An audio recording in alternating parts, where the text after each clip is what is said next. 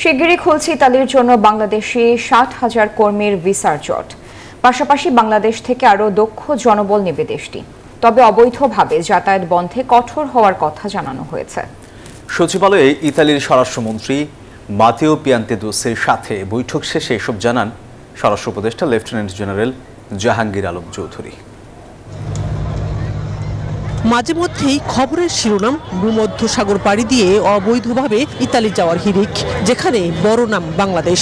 ফলাফল ভূমধ্যসাগরে নৌকাডুবিতে অকালে মৃত্যু, অন্যদিকে সব সম্বল বেচে সংকটে পরিবার। এমন বাস্তবতার মধ্যে ইতালি যেতে বাংলাদেশের প্রায় 60,000 কর্মীর ভিসার আবেদন আটকে আছে, যাদের বড় অংশ জাল কাগজপত্র নিয়ে আবেদন করেছেন।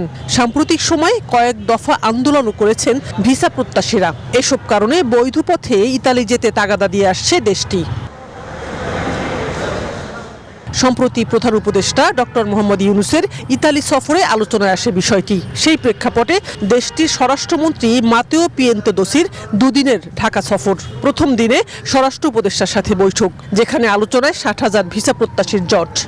ওনারা আমাদের দেশ থেকে আরো বেশি লোক নিতে আগ্রহী, যেহেতু বলছেন যে বাংলাদেশি লোকরা ওখানে খুব ভালো কাজ করেন এবং তারা খুব হার্ড ওয়ার্কিং এবং তারাও ইটালিয়ান ইকোনমিতে একটা বড় ধরনের কন্ট্রিবিউট করে যাচ্ছে।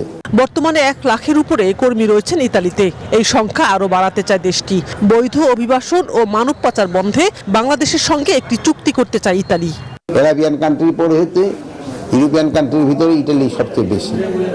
এখানে আমরা আজকে আলাপ করেছি আমাদের ভিতরে একটা কোঅপারেশন, আমাদের একটা এইটা কিভাবে আরো বৃদ্ধি করা যায় এই ব্যাপারে আমাদের আলাপ হয়েছে এবং আমাদের যারা ওখানে কাজ করতেছে তারা যেন প্রপার ভিসা নিয়ে এবং প্রপার চ্যানেলে যায়, এই জন্য তারা বলছেন।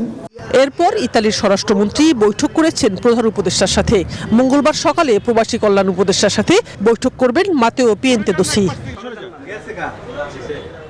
শাহনাজ ইয়াসমিন, নিউজ 24, ঢাকা।